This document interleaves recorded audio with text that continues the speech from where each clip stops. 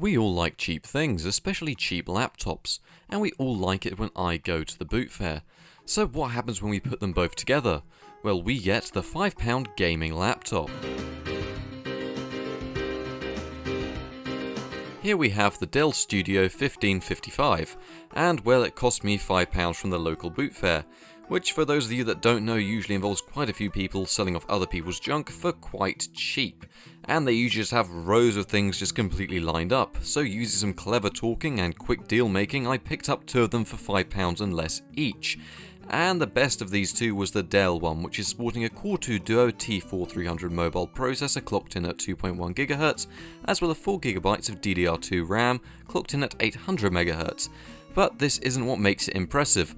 This laptop, for all its flaws, has an ATI Mobility Radeon HD 4570, which isn't half bad for a £5 laptop, especially when we're considering how cheap this thing is and it has dedicated graphics. So the first thing you might have noticed about this laptop is it is dirty, and I mean very, very, very dirty. Like, this thing is horrible to even touch, but that's kinda to be expected when you buy something from the boot fair.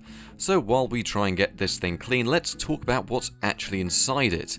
Now, the Dell Studio 1555 was one of Dell's leading laptops during the Core 2 Duo era, and it offered multiple variants of this laptop, with the highest end one costing just around £1,800.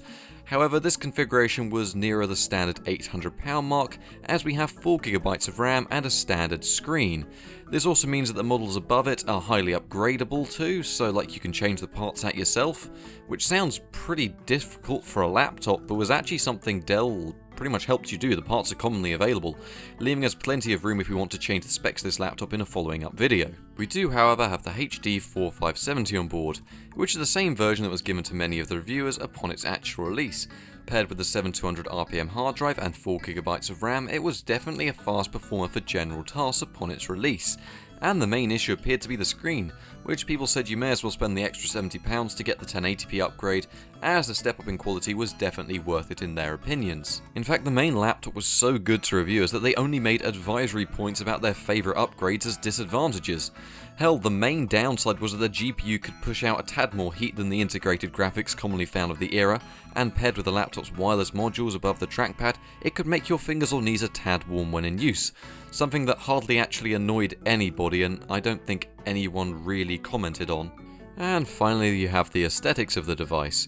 And well, reviewers liked how simple and great it looked, which unfortunately you can't really see at the moment, but you will now that we can clean it up.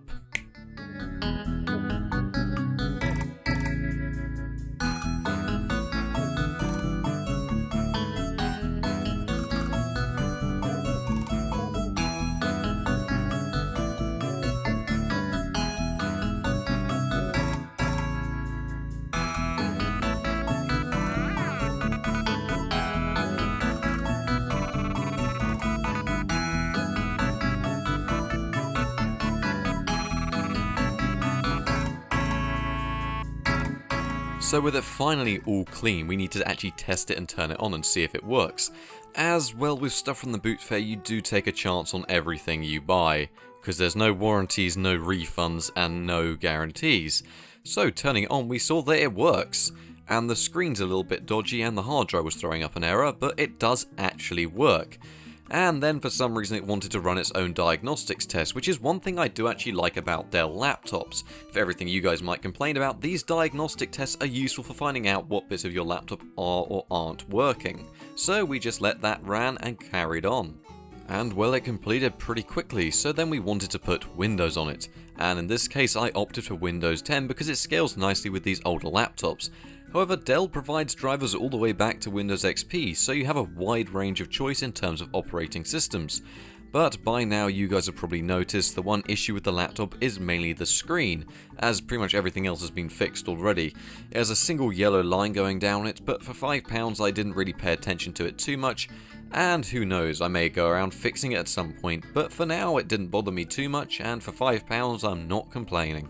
So with Windows 10 set up, which took a while because I haven't updated to this version for a long time, like I like to use Windows 7, so it's a nice change to get back to using Windows 10. We're now ready to get this thing tested. So for general usage, well, you know those reviews of those laptops from about 2009 that were praising it from quite a few years back?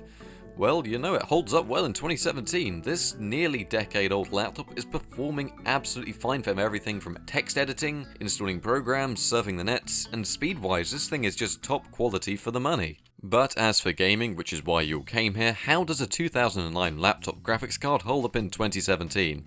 Well, first up we have something easy with Dota 2 with the low settings enabled in the laptop's native resolution of 1366 by 768, which ran flawlessly with an average of 46 FPS, of which the laptop hardly ever strayed from, which is represented in the 1% and 0.1% lows, so MOBAs are definitely playable. Following this, for your FPS needs, I felt CSGO may be slightly too intensive now for this laptop, so I fired up Counter-Strike Source with the high settings enabled with the laptop's native resolution and HDR turned on. And as you can see from the game's in-game benchmark, it was flawless, and I can't argue with performance like this. You would likely see higher than the average 72 FPS in-game, but for now the benchmark is a good representation of what kind of FPS you can expect on this laptop. Minecraft with the fast setting selected with 6 chunks being rendered in returns with a nice 68 FPS average, and of course in true Minecraft fashion, when loading in a lot of chunks it could drop down to around 9 FPS, which is shown respectively in our 1 and 0.1% lows. However, for the vast majority of the time, as you can see, it was way more than playable. As for RPGs, we have Fable the Lost Chapters looking and running great with the high options selected for a return of 49 FPS on average. It felt smooth and stable while looking and running better than the Xbox version of the game for only £5.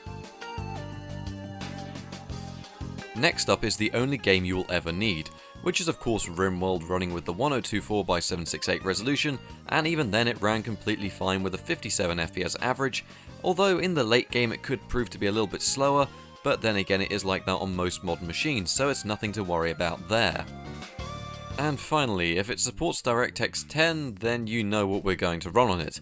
So here is GTA 5 running in 240p, that's right, 240p, like below what you normally see even like PS2 and Xbox games run at, looking absolutely awful with no shadows, and some latency to the inputs when a lot was going on. But for the most part it did run somewhat okay, hovering around 32 FPS, so gaming on the go is definitely possible in this machine. In fact, it's even better than I would expect for a modest £5 PC, yet alone a laptop. And just a quick little test to see if we can record and play some games, we have Don't Starve, which hovered around 30 FPS in game, while producing this crystal clear recording. So yet for your recording needs you will definitely be able to make a few nice videos on it. So for £5 I'm exceptionally happy with it. Yes, the screen is annoying, which is kinda why I showed you the output footage from the machine instead of the actual gameplay on screen, but everything aside from that works well. Battery life is still pretty decent. External condition, aside from missing a chunk in the corner, is actually pretty good, and most importantly the performance is perfect for me, especially considering how old the laptop is and how expensive it was at release. I mean, if you guys want to see some upgrades to it, a fixing video, taking it apart and making it something else, I really don't mind what you guys want me to do with it. But personally for now, this is going to be my spare laptop for a while, so I'm very happy with it. Thank you very much for watching.